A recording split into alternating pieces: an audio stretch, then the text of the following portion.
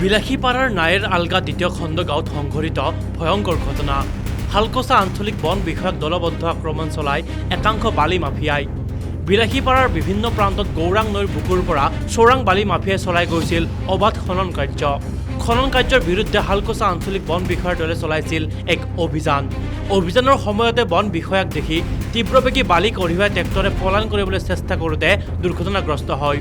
দুৰ্ঘটনাৰ ফলত ট্ৰেক্টৰ চালকজন গুৰুতৰভাৱে আঘাতপ্ৰাপ্ত হয়। ইয়াৰ পিছতে উত্তেজিত ৰাইজে আঞ্চলিক বন বিষয়াগৰাকীৰ ওপৰত আক্ৰমণ কৰাৰ লগতে বন বিষয়াৰ বাহনখন ভাঙি চুৰমাৰ কৰে। কিন্তু একাংশ গাঁৱৰ ৰাইজে আঞ্চলিক বন বিষয়াৰ দলটোক বচাবলৈ চেষ্টা কৰে। ইয়াৰ পিছতে ঘটনাস্থলীত বিলাসীপাৰা আৰক্ষী আৰু নায়েৰ আলগা আৰক্ষী উপস্থিত হৈ আঞ্চলিক বন বিষয়াৰ দলটোক উদ্ধাৰ কৰি নায়েৰ আলগা থানালৈ লৈ যায়। পিছত হালকচা আঞ্চলিক বন বিষয়া পবিত্ৰ ৰায়ে বালি মাফিয়াৰ বিৰুদ্ধে এজাহাৰ দাখিল কৰে। এই ঘটনা সন্দৰ্ভত পৰৱৰ্তী সময়ত আৰক্ষীয়ে কি ব্যৱস্থা গ্ৰহণ কৰে সেয়া হ'ব লক্ষণীয়। আজি আমি ৰাতিপুৱা 6টামান বজাতে বিশেষকৈ এটা খবৰ পাওঁ যে ওচৰ অঞ্চলত বহুত নদীৰ মাটি কাটি ট্ৰেক্টৰেদি বহুত চলাই বহুত অবৈধভাৱে খনন কাৰ্য কৰি আছে। তেনেকৈ তাৰপিছত মই লগালগ আহি যাওঁ, আহি পেলাই ঠিক ঠাক এখন গাড়ী পাই যাওঁ। পোৱাৰ পিছত গাড়ীখন ৰখাবলৈ যেতিয়া আমি ছিগনেল দিওঁ তেতিয়া গাড়ীখনে আমাৰ ষ্টাফৰ মোৰো গাৰ ওপৰত দি গাৰ ওপৰত দি উঠাই লৈ যাব বিচাৰে। তেতিয়া আমি কোনো ৰকম জঁপিয়াই চাই ৰাস্তাত জীৱনটো প্ৰাণটো ৰক্ষা কৰোঁ। তাৰপিছত আমি গাড়ীখনৰ নাম্বাৰটো নাপালোঁ, গাড়ীখন পলালে। পিছত আমি তেতিয়া গাড়ীখন নাম্বাৰটো ল'বৰ কাৰণে পিছে গাড়ীখন গ'লোঁ, গাড়ীখন ধৰিবৰ কাৰণে গৈছিলোঁ। তেতিয়া ৰাস্তাতে গাড়ীখন আনলক কৰি দিলে। আনলক কৰি দিয়াৰ পিছত আমি গাড়ীখন যিহেতু বেক চাইডে নাম্বাৰ নাছিলে, নাম্বাৰটো লোৱাৰ কাৰণে আমি গাড়ীখনৰ পিছা কৰিছিলোঁ। পিছা কৰি থাকোঁতে ৰাস্তা অলপ দূৰ যোৱাৰ পিছত গাড়ীখন অলপ পথাৰৰ দাঁতিত পেলাই দিয়ে সেই আৰু। তাৰপিছত কি কৰিলে আপোনালোকক? তাৰপিছত পেলাই দিয়ে। তাৰপিছততো আমি যেতিয়া আমি আহি আছিলোঁ, আহি থাকোঁতে তাৰে এই কি পাৰ্ট আছিলে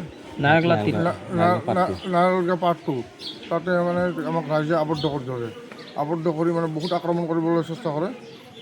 প্ৰায় 400-400মান মানুহ আছিলে, আক্ৰমণ কৰিবলৈ ধৰে। তেতিয়া লগে লগে মই মোৰ উদ্ধৰম কৰ্তৃপক্ষক জনাওঁ আৰু বিলাসীপাৰা আৰক্ষী বিষয়াক জনাওঁ, ভাৰপ্ৰাপ্ত আৰক্ষী বিষয়াক আৰু নায়াৰগা আৰক্ষী বিষয়াক জনাওঁ। তেওঁলোকে তেতিয়া অলপ পিছত নায়াৰগাৰ আৰক্ষী চকীৰ ভাৰপ্ৰাপ্ত বিষয়াজন উপস্থিত হয়, আমাক উদ্ধাৰ কৰি তাৰ পৰা আৰু মোৰ যিখন গাড়ীৰে মই ভাড়াত আনিছিলোঁ। আজি আমাৰ গাড়ীখন ডিপাৰ্টমেণ্টৰ গাড়ীখন বেয়া হৈছে, ভাড়াত এখন গাড়ী আনিছিলোঁ। গাড়ীখন চূৰ্ণ বিচূৰ্ণ কৰি ভাঙি চিঙি নষ্ট কৰি দিয়ে, চূৰ্ণ বিচূৰ্ণ কৰে ভাঙি ৰাইজে। এতিয়া কি কৰিব আপোনাৰ? এতিয়া মই এজাহাৰ দাখিল কৰিম বালু মাফিয়াৰ বিৰুদ্ধে। উপযুক্ত যিকেইজন মোক গাড়ীখন ক্ষতি কৰিলে প্লাছ আমাক এটা আটক কৰি যেনেকুৱা ধৰণৰ কি আক্ৰমণ চলালে তাৰমানে মই এটা এজাহাৰ দাখিল কৰিম। কি নাম আছিল সিহঁতৰ? নামবিলাকতো নাজানো, নামবিলাক নাজানো। আপোনাক কি প্ৰাণে মাৰাৰ ভাবুকিত প্ৰদান কৰিছিলে? ট্ৰেক্টৰখনতো মোৰ লগতে মোৰ ষ্টাফ 3জন আছিলে, একদম গাৰ ওপৰতে উঠাব বিচাৰিছিল ট্ৰেক্টৰখন। কোনো ৰকম আমি জঁপিয়াই ৰাস্তাৰ দাঁতিত প্ৰাণ ৰক্ষা কৰিছোঁ। কৰ্তব্যৰত অৱস্থাত আমাক এজন চৰকাৰী বিষয়া মই প্লাছ মোৰ ষ্টাফ আছে, কৰ্তব্যৰত অৱস্থাত আমাক প্ৰাণে মাৰিছিলে। গতিকে এতিয়া মই সেইকাৰণে এজাহাৰ দাখিল কৰিছোঁ। আপোনাৰ গাড়ীখন কিহেদি ভাঙিছে? এইটো মই দেখা নাই। যেতিয়া মোক আবদ্ধ কৰি ৰাখিলে, মোৰ গাড়ীখন অলপ দূৰত আছিলে, তেতিয়া ভাঙিলে আৰু। আপোনাক আবদ্ধ কৰি ৰাখিছিলে? এইটো নায়াৰগা পাৰ্ট 2 তাতে আবদ্ধ কৰি ৰাখিছিলে। মানুহৰ ঘৰত?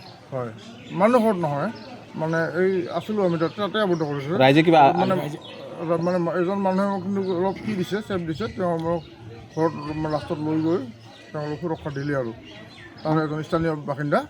এতিয়া আপুনি কি বিচাৰে? এতিয়া দোষীক উপযুক্ত শাস্তি দিব লাগে, সেইটোৱে বিচাৰোঁ। সেই স্থানীয় এজন বাসিন্দা নহ'লে আজি আপোনালোকৰ আমাৰ প্ৰাণ নাবাচে আৰু প্ৰত্যেকজনৰ। যেনেকুৱা এটা চিটুৱেশ্যন হৈছিলে তাত প্ৰাণে বাচি অহাৰ কি নাই। আপোনালোকে কেইজন আছিলে? আমি 5জন আছিলোঁ। আপোনালোকৰ বেলিচন আপুনি কি? মই হালকচাৰ বনাঞ্চলিক বিষয়া। চাপৰ হালকচাৰ পৰা মোকলেজুল আলী, নিউজ ডেস্ক ৰিপৰ্ট।